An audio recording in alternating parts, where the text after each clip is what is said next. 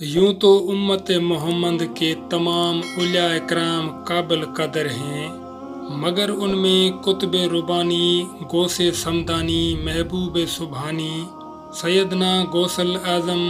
حضرت شیخ عبد القادر جیلانی کا مقام نہایت ممتاز اور عارف و اعلیٰ ہے۔ آپ رحمۃ اللہ علیہ کو ظاہری و باطنی اور روحانی و جسمانی طور پر وارث و نائب مصطفیٰ بنایا گیا۔ آپ رحمۃ اللہ علیہ کے اس اعلیٰ و عارف مقام کو شیخ شہاب الدین سہروردی ان الفاظ میں بیان فرماتے ہیں کہ سیدنا غوث اعظم رحمۃ اللہ تعالیٰ علیہ نے فرمایا، ہر ولی صاحب نسبت، صاحب تعلق اور صاحب قدم ہوتا ہے، اور وہ کسی نہ کسی نبی کے نقش قدم پر گامزن اور اس کا قائم مقام ہوتا ہے۔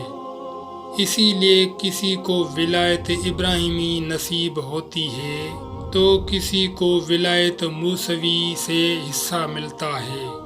اور کسی پر ولایت عیسوی کا رنگ چڑھا ہوتا ہے،